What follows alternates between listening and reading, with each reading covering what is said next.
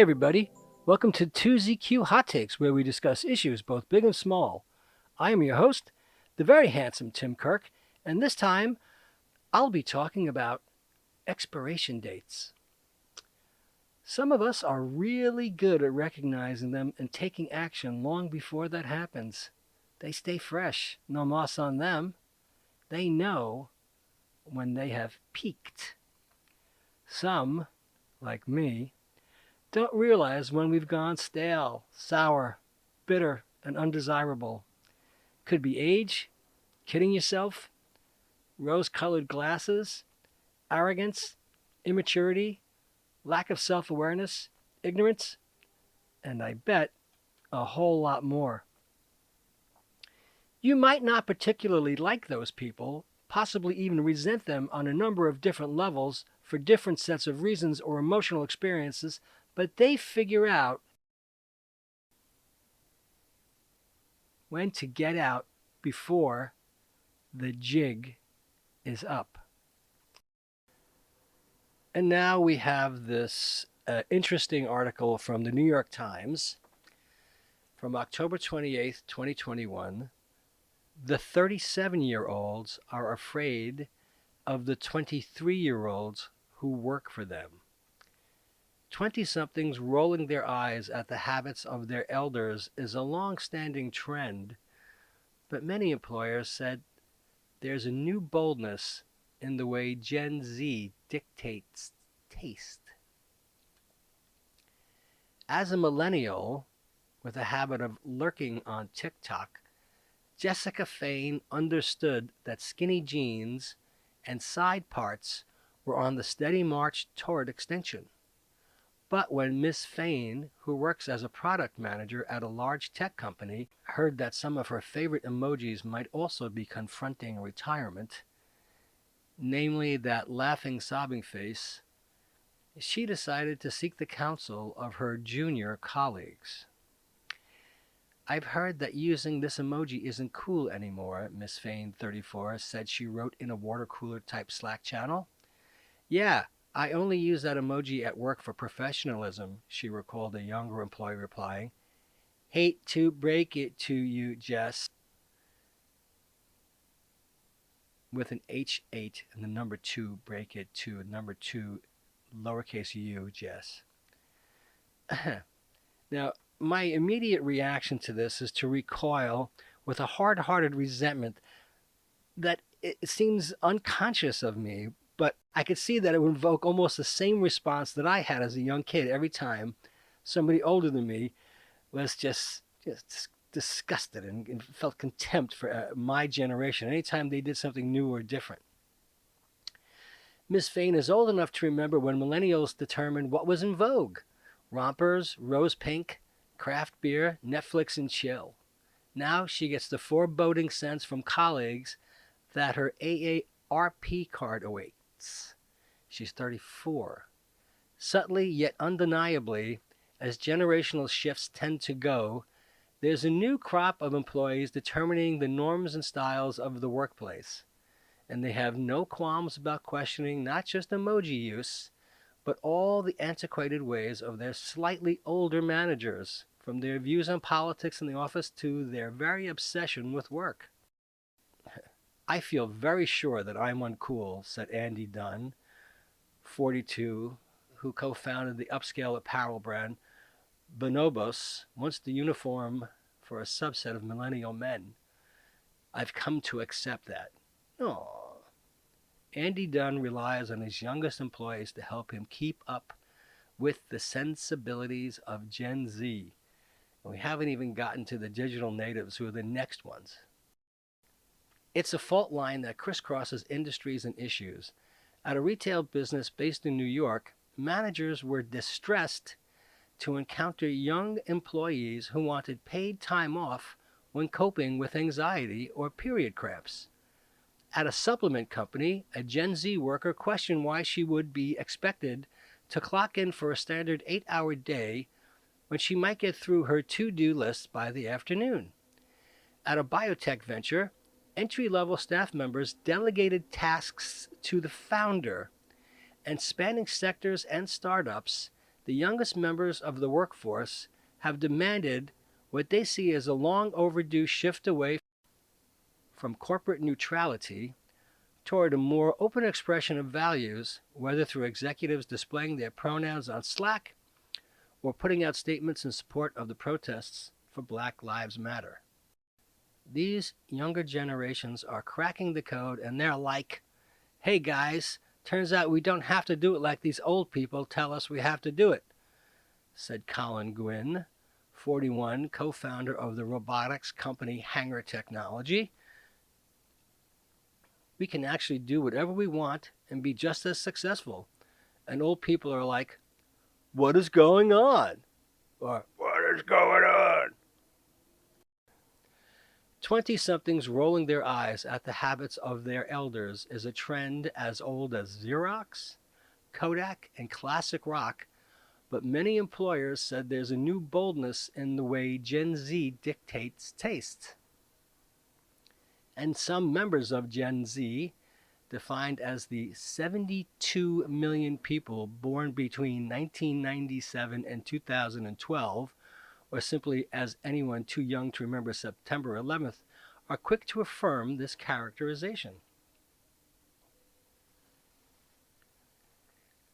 Ziad Ahmed, 22, founder and chief executive of the Gen Z marketing company JUV Consulting, which lent its expertise to brands like JanSport, recalled speaking at a conference where a Gen Z woman, an entry-level employee, told him she didn't feel her employer's marketing fully reflected her progressive values. What is your advice for our company? The young woman asked. Make you a vice president, Mr. Ahmed told her, rather than an intern. Starting in the mid-aughts, the movement of millennials from college into the workplace prompted a flurry of advice columns about hiring members of the headstrong generation. These young people tell you what time their yoga class is, warned a 60-minute segment in 2007 called The Millennials Are Coming. Well, I have my own personal experience with someone I knew who was not much of a worker, wasn't particularly good at his job. He showed up usually sometime after 11 a.m. after he had done his yoga and entered his daily journal. Yeah, and that was 14 years ago. Over time, these millennials became managers, and workplaces were reshaped in their image. There were "Thank God It's Monday" signs affixed to WeWork walls. There was the once heralded rise of the CEO. Millennials point out that for a generation of workers who entered the office during and after the 2008 financial crisis and felt lucky to land any type of work, it's unsurprising to see a premium placed on hustling. Gen Zers, meanwhile, are starting their careers at a new moment of crisis in the midst of a pandemic that has upended the hours, places, and ways we're able to work. A fall 2021 survey of Gen Z job candidates from the recruitment software company RippleMatch found that more than 2/3 wanted jobs that will definitely stay remote. The generational frictions are now particularly apparent in companies run by and catering to a largely millennial demographic. Oh my. Gabe Kennedy, 30, founder of the herbal supplement brand Plant People, noticed as he recruited Gen Z employees that some had no interest in the rigid work habits that felt natural to his mostly millennial 10-person team. He and his co-founder were accustomed to spending late nights in the office obsessing over customer feedback and sharing Chinese takeout. His youngest employees preferred to set their own hours. Well, as somebody who's a fossil, I would prefer to set my own hours, which would be 0. But, that's not the way it was. It's interesting to see how people have catered to and cratered to the demands of this entire generation, because anybody I know who's working now has got to be grateful to these people for making these things happen. They've always wanted them. No one had the guts. Mr. Kennedy interviewed a Gen Z candidate for a full-time position who asked if she could stop working for the day once she'd accomplished the tasks she set out to do. he responded that a role was expected to be a 9 to 5. Older generations were much more used to punching the clock, Mr. Kennedy mused. It was, I climb the ladder and get my pension and gold watch. Yep. Then for the millennials, it was, they're still in office, but I can play ping pong and drink nitro coffee.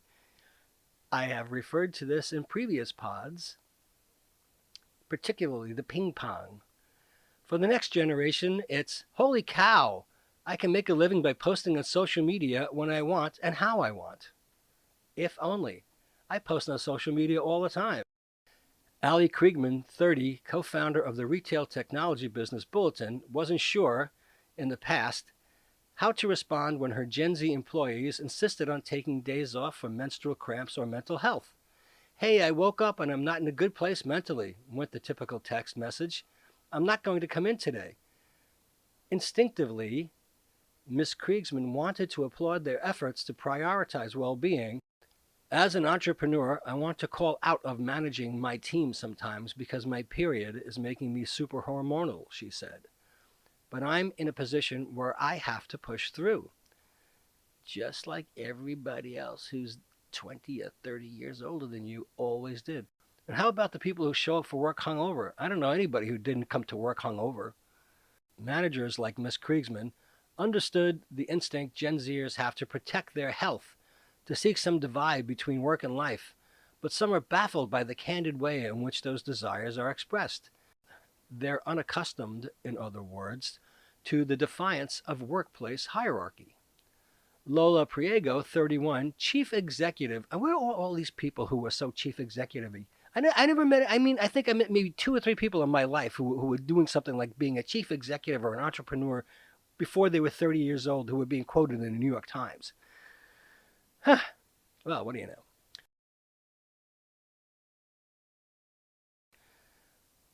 Lola Priego, 31, chief executive of the lab testing startup Base, had to laugh when a Gen Z employee sent a Slack message assigning her a task to complete. Ms. Priego interpreted this as a welcome signal that her 15-person staff doesn't find her intimidating, but another member of upper-level management was horrified.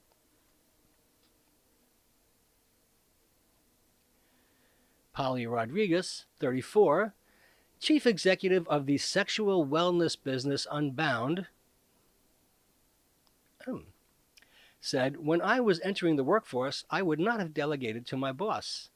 Gen Z doesn't hesitate to do that. Has anyone checked on the kids? They're talking differently, texting more, wearing the wrong clothes, still texting. Do they ever put down their phones? Researchers call this the kids these days effect. What researchers call this? Really? What are these researchers really? Is this somebody who talked to their grandparents? And note that it has been happening for millenniums.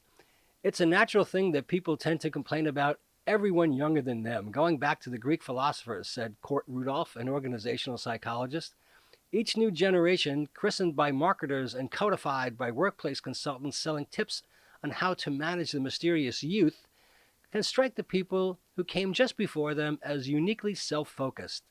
First came the me generation, then the me generation. Still, many managers feel that ignoring the divide between young and the slightly less young isn't an option. It shapes hiring, it shapes marketing, and over the last year, it has shaped the way companies respond to a country in tumult. In June 2020, as Black Lives Matter protests swelled across the country, the Slack channels of corporate America faced their own form of reckoning.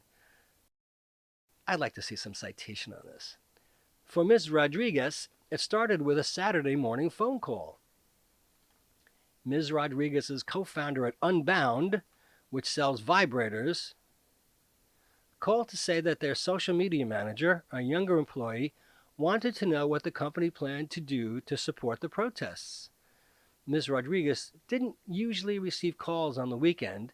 She knew that for her employees, this signified a state of emergency. but she also wanted time to plan the team's response. Within days, her company hired a diversity, equity, and inclusion firm to offer employee trainings and started a fundraiser for a group supporting sex workers of color. Ms. Rodriguez is one of the many managers who recalled her Gen Z employees being the first and most vocal in urging companies to demonstrate their support for the protests after George Floyd's killing. Tero Iso Kaupila, 37, president of a food business, heard from junior staff asking if his company would post a black square in solidarity with the movement on Instagram. Elaine Purcell, 34, co-founder of the maternity care startup Ula, got a Slack message from one of her youngest workers after the shootings at Atlanta area spas in March, asking what the team could do in solidarity with Asian Americans. To many corporate leaders, this invites a welcome correction after decades when businesses were largely silent on racial inequities, both within and outside their offices. But some managers are also struggling to balance the demands of their employees for political engagement with their own sense of what's appropriate for their brands. You talk to older people and they're like, dude, we sell tomato sauce. We don't sell politics, said Mr. Kennedy, co-founder of Plant People, a certified B Corporation. Then you have younger people being like, these are political tomatoes. This is a political tomato sauce. Many are aware, too, that a misstep can lead to backlash or call-outs from staff. Some young former employees are much more willing to burn bridges, Ms. Rodriguez said. To me, it's short-sighted. Is it worth the social clout of getting gratification on social media but then trashing someone who could continue to help you professionally? Mr. Dunn, who left Bonobos and is now founding a social media company, hired a Gen Zer to read a draft of a book he's writing and notify him of any potentially insensitive or inflammatory language. Within a day, she left 1,100 comments in the document. Mr. Dunn has also been trying to monitor his gendered language in the office. Instead of guys, saying people, or better yet, y'all. I'm like, let's go, y'all, even though I'm from Illinois, Mr. Dunn said.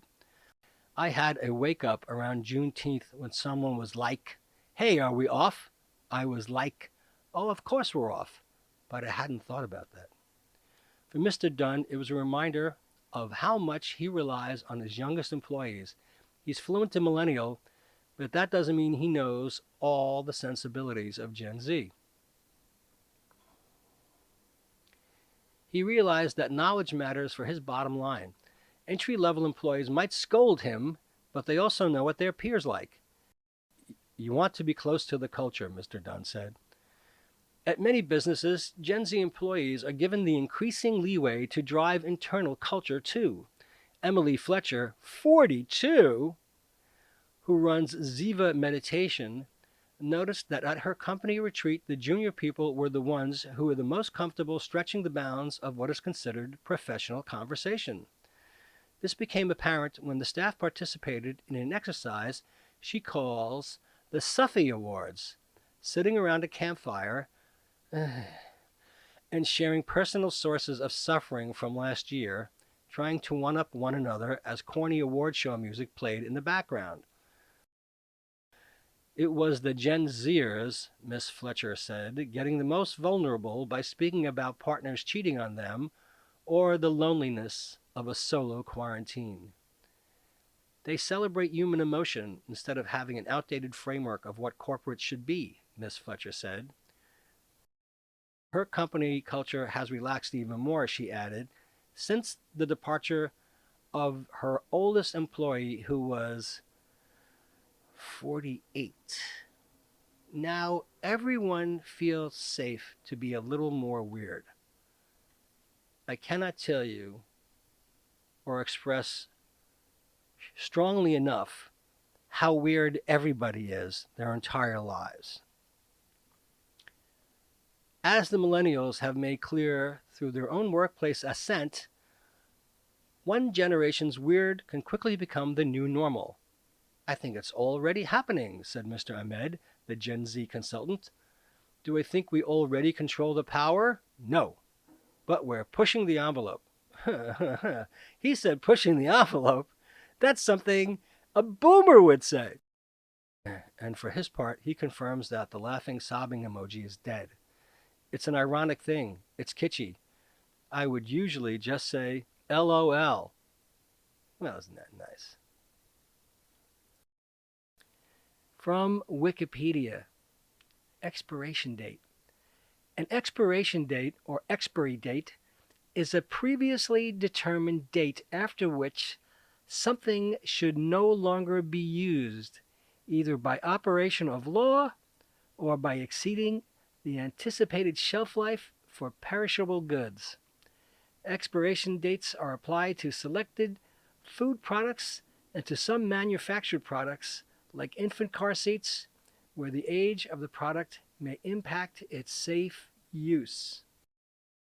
My own personal perspective on expiration dates is that, having been around people who are kind of slick and oily, you sometimes consider them hit and run artists. They come into an organization, they make a lot of noise, they say a few salient things in important meetings, they boomerang off the walls, and they're gone. But they've taken the imprimatur of the organization that they've made that impression on, ratcheted up their professional pedigree, ratcheted up their salary and their next asking price, and they happily move on from place to place. The legal definition and usage of terms will vary between countries and products for expiration dates. Different terms may be used for products that tend to spoil and those that tend to be shelf stable. The term used by, how many feel like that's happened to them, is often applied to products such as milk and meat that are more likely to spoil and can become dangerous to those eating them. Such products should not be eaten past the date shown. The term best before is often applied to products that may deteriorate slightly in quality but are unlikely to become dangerous as a result, such as dried foods. Such products can be eaten after their best before date at the discretion of the consumer. Storage and handling conditions will affect whether and when an item will spoil, so there is inherent variability in dating. Yes, as in dating life, as in your half-life, as in your usefulness, your utility to others, your perceived abilities, your perceived appeal, your reception to others.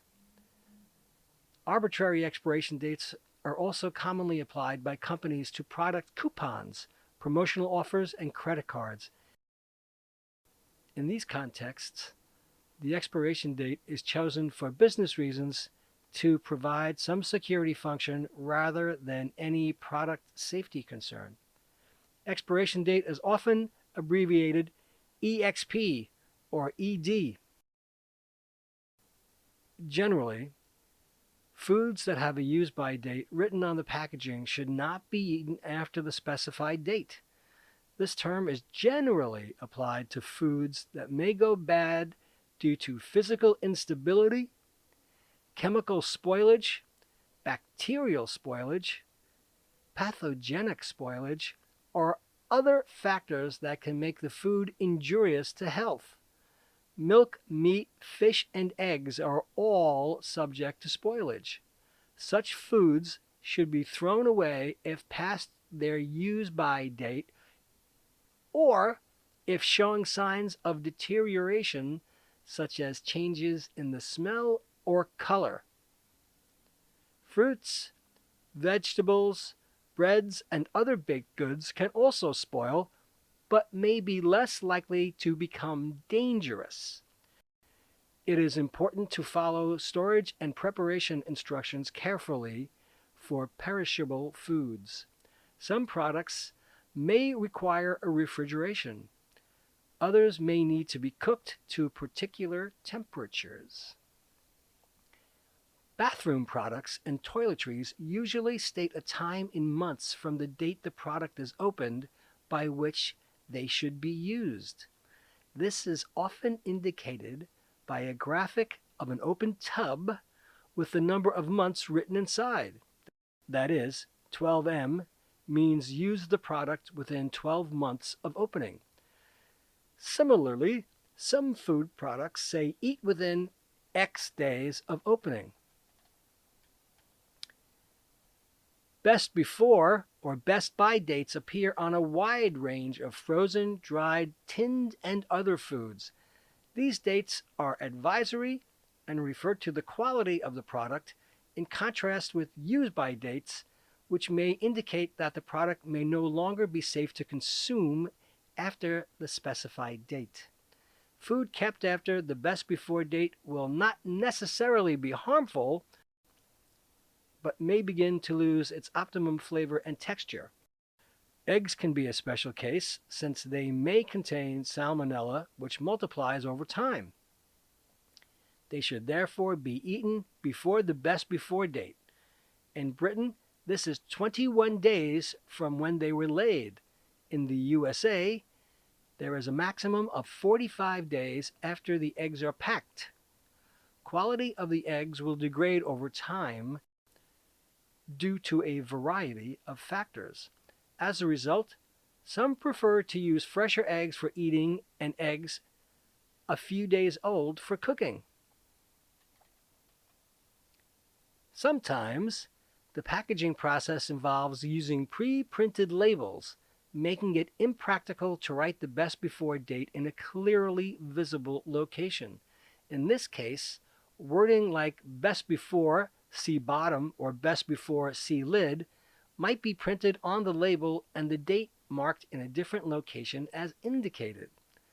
Sometimes is used 0001.01.01 marking of expiry date. That means that after opening of the product, it should be used in line with the instruction and can't be transferred to other person. I have no idea what that means. Open dating is the use of a date stamped on the package of a food product to help determine how long to display the product for sale. This benefits the consumer by ensuring that the product is of best quality when sold. An open date does not supersede a use-by date if shown, which should still be followed.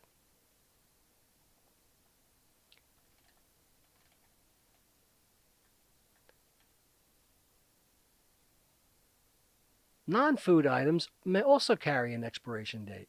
For example, in Canada, all children are required to be secured in an infant car seat while in a motor vehicle that is in motion. Users are required by law to follow manufacturer's directions. There is no specific law that requires an expiration date, but all Transport Canada approved car seats sold in Canada carry a manufacturer-applied expiration date that ranges between 6 and 9 years from date of manufacture. The rationale is that car seats are subjected to heat, cold, sun exposure, abuse by the children, and long-term storage between children, all of which can degrade the structure and function of the car seat and fail in a crash. Further, beyond the expiration date, the manufacturer will no longer be monitoring the safety of the seat through testing. Transport Canada advises to destroy an expired car seat and dispose of it at a landfill or recycling facility, and never to give an expired seat to someone else or to charity. In the United States, the Food and Drug Administration notes that a principle of U.S. food law is that foods in U.S. commerce must be wholesome and fit for consumption. However, with the exception of infant formula, The United States government does not require or specify uniform terminology for use on food labels. The use of date labeling is entirely at the discretion of the manufacturer, and dates on labels do not indicate product safety. U.S. law does state that labels should be truthful and not misleading. Specific foods may be subject to regulations from the Food Safety and Inspection Service. The expiration date of pharmaceuticals specifies the date the manufacturer guarantees the full potency and safety of a drug. Most medications continue to be effective and safe for a time after the expiration date. A rare exception is a case of renal tubular acidosis purportedly caused by expired tetracycline. A study conducted by the U.S. Food and Drug Administration covered over 100 drugs, prescription and over-the-counter. The study showed that about 90% of them were safe and effective as long as 15 years past their expiration dates. Joel Davis, a former FDA expiration date compliance chief, said that with a handful of exceptions, notably nitroglycerin, insulin, and some liquid antibiotics, most expired drugs are probably effective. This is all great information. However, many of us never recognize the corresponding human expiration dates as they relate to themselves. We can see it in others. Too old for that. Grow up. Or seriously out of it. So old. Or that was so last year, etc. We all know the best if used by stamp on everything we purchase, but we rarely apply that to aspects of our lives. I can still do it becomes meaningless. Age is just a number. Don't believe those platitudes. Your body breaks down. You tire more easily. You long for serenity. You naturally slow down. I'm not really interested in seeing a 98-year-old skydive or run a marathon. If you can, sure, that's great. But it is absolutely not going to inspire me in any way. It's a novelty with very little relevance to my existence. There's also the 30 under 30 taking the fill in the blank by storm. The confidence of internet posters who not only avoid fact-checking but adopt a completely misperceived view of a topic, theme, or actual historical event or series of events to fit a contemporary narrative. Yeah. Life's a journey, yeah. It's got its ups and downs, yeah. You just have to go along for the ride, yeah, blah, blah, blah, blah, blah. Also, realizing that although you may feel frustrated and confounded, you might have to reckon with the idea that what you were doing and how you were living is as lucky or fortunate as it is ever going to get for you. I'm jealous of all the people who not only see, but read and take the clue from the writing on the wall. Me, I am a dope. I have spent far too much of my life in the naive belief of thinking good thoughts, and by gosh, the best will come about as a result of my wishful thinking.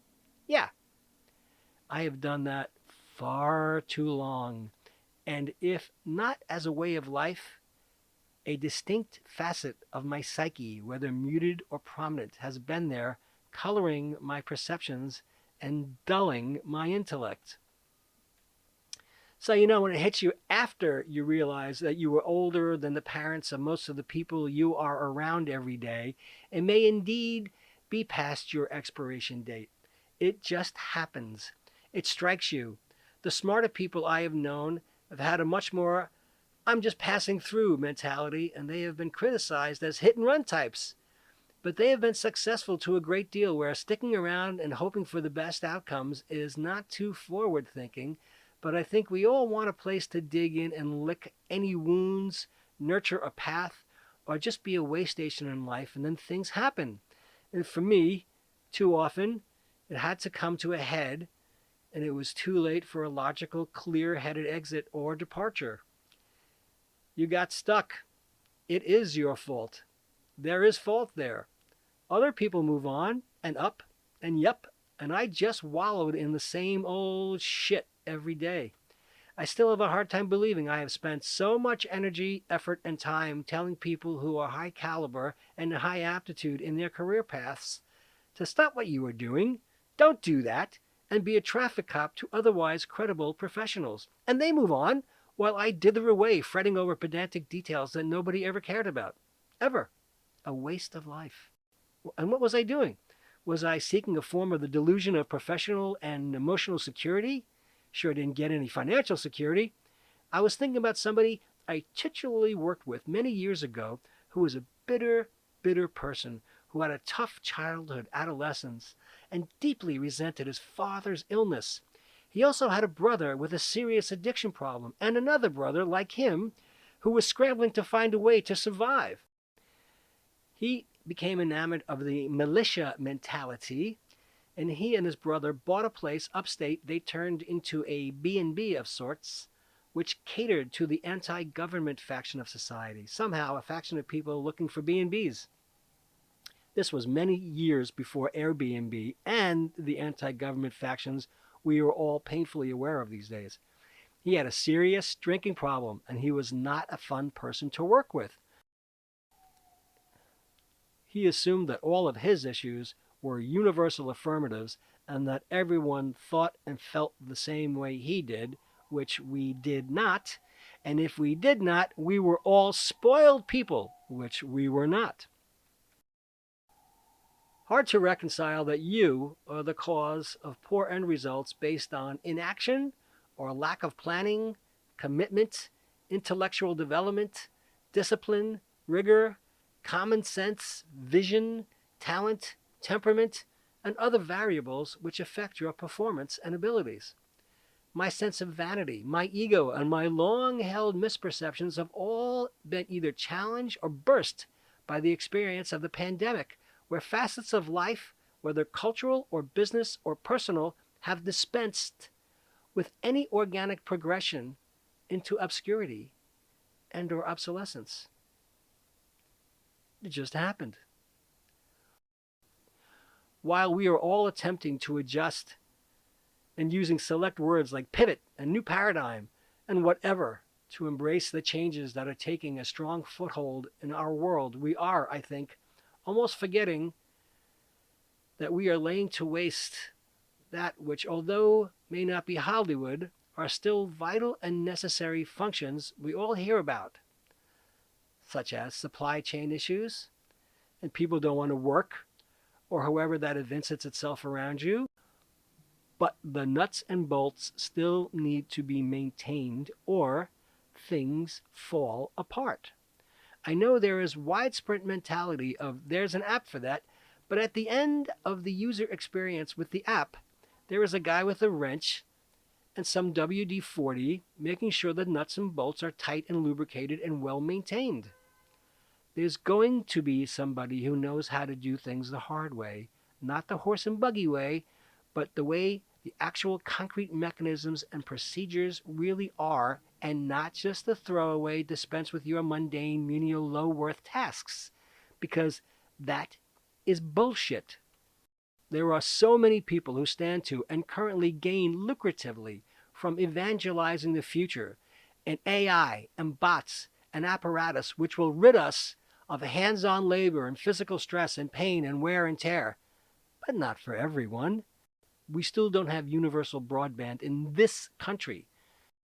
I have a pointed memory or multiple memories of people who very matter-of-factly decided that they can have or have discharged of responsibilities or dispensed with an obligation, and with the wave of their hand, it had been miraculously taken care of.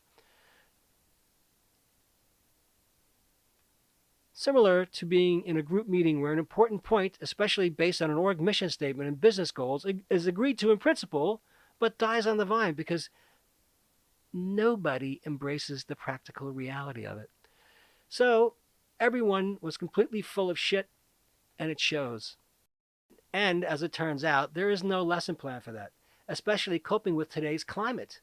We all have been whistling in the dark and spitballing the whole time, and have been impressed with some people's apt calls and good luck with potshots or ability to size up potential and keep their aim in a specific area which benefits them, But for the most part, it is and always was a clusterfuck.